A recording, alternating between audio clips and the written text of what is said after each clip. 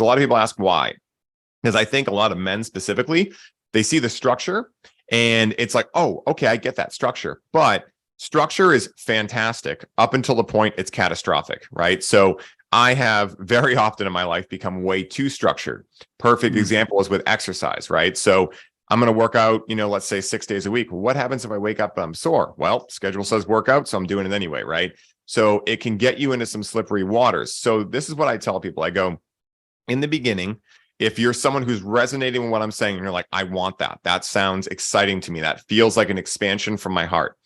Then what I recommend is, if you've been dependent on the plant for a long time, I was a daily user for over 10 years, I recommend sticking to a structure at first, right?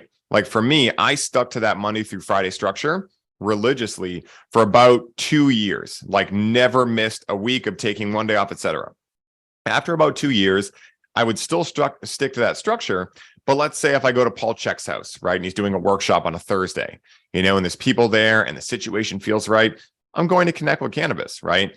But at the end of the day, I know when I get home, I have no problems on Monday. Okay, cool. Back to only weekends, right? So at the first stage, you want to prove to yourself you can do it.